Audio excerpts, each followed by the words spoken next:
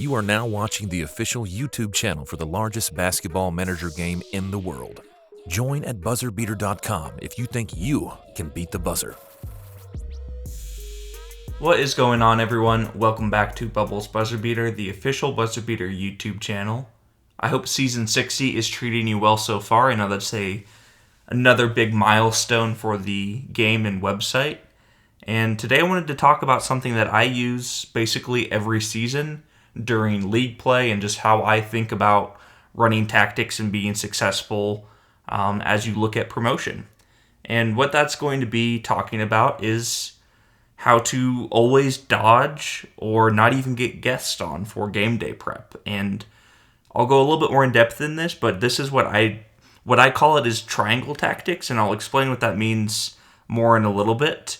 But do note that this is going to be taking aspects of what I believe are the best tactics in the game, as well as, the best way to utilize them. Because if you just run your best tactic every single game, you're going to be predictable and you're not going to be as good. So if you wanted my thoughts on the offensive tactics in BuzzerBeater and like the tier list, I know that I did a video on that with mediocrity, so I'll link that down below if you wanted to watch that first to kind of get my thoughts on tactics as a whole. But this is kind of my viewpoint on triangle tactics. So first off, a quick history of my team and, how I've faced game day prep on my new account. But I started in season 55, so that season 55 was like a half season. So looking at just seasons 56 through 59/60, I've played 98 league games, counting both regular season and the playoffs, and I faced game day prep in just 3 total league games. So I actually went season 56, 57, 58, all without facing a single game day prep guess. And even when opponents did game day prep guess me in season 59, they were only correct 40% of the time. So this was my season 59 offensive tactic distribution. You'll see a lot of look inside, motion, patient, and then my fourth kind of offense was push the ball, which I primarily used for building up point differential against weaker teams. So now moving on to what are triangle tactics. So a triangle tactics is looking at having a system of where you have 3 primary offenses that your team can use effectively.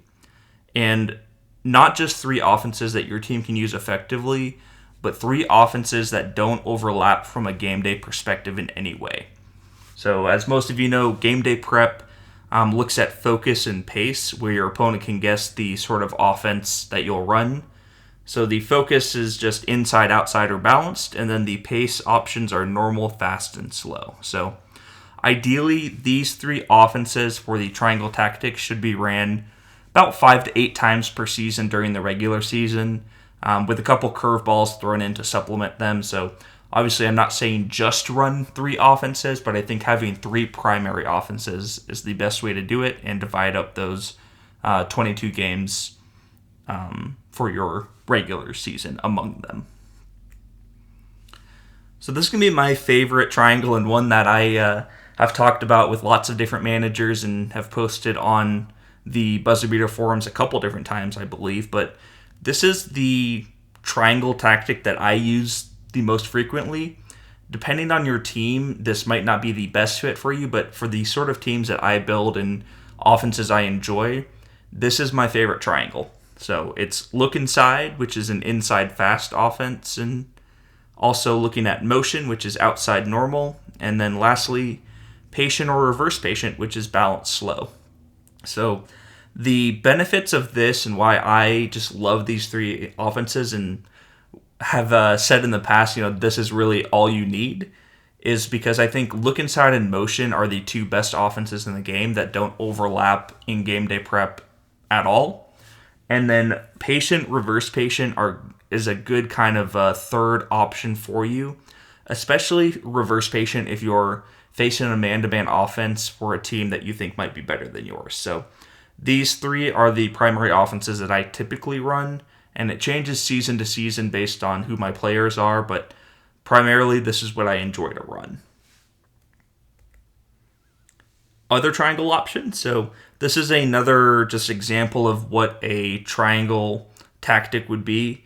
So if you're a team that you know, deem as slightly stronger outside offense or slightly quicker pace, or slightly better guards. There's a lot of different ways to look at it, but motion is an outside normal offense. So you could supplement that as, I want motion to be my main offense, but using push the ball, which is balanced fast, and low post, which is inside slow, are two that work well with it and generally gets your guards involved a lot.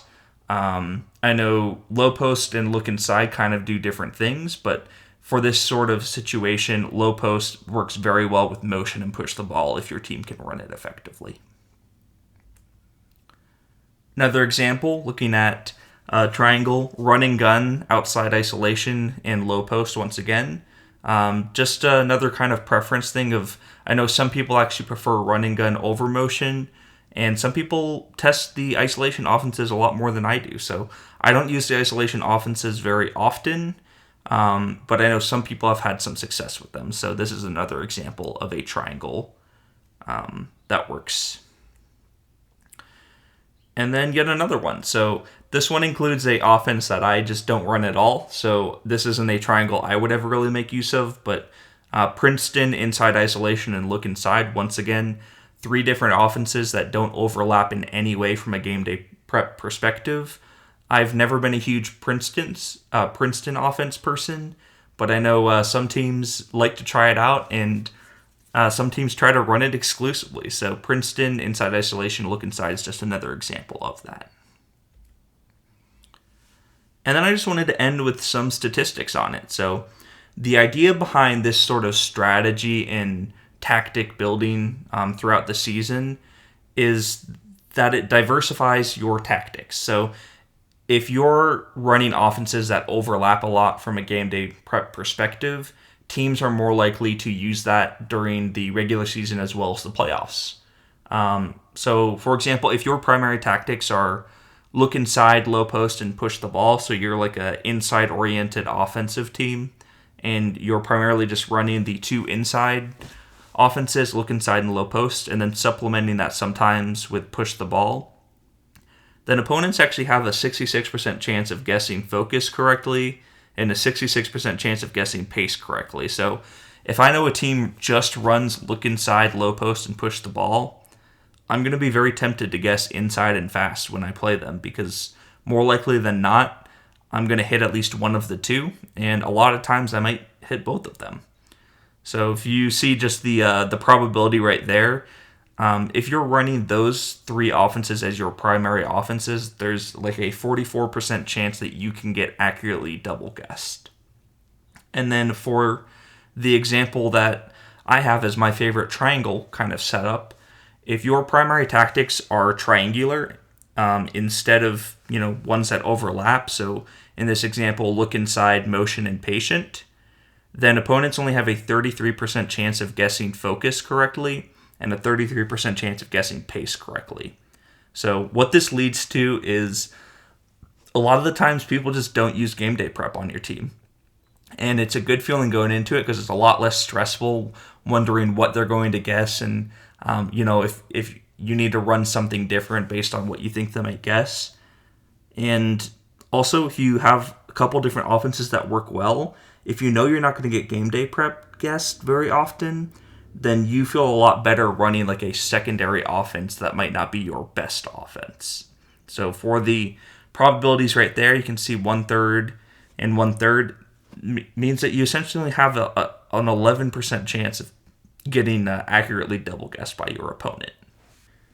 And I just wanted to finish the video by asking, what are your primary tactics, or what is your strategy when you're looking at league games? Because I know some people just say, if I just run a couple different offenses during the regular season, I can run my best offense for 75% of the games. I think that can be a little bit risky unless you're planning on switching it up during the playoffs. But what are your thoughts on this triangle tactic setup, and what would your ideal triangle tactic be? So I'll go ahead and end it right there. I think it's an interesting concept and one that I've shared with a couple people on Discord and on the forums. But I hope this was interesting. And until next time, guys, you have a good one.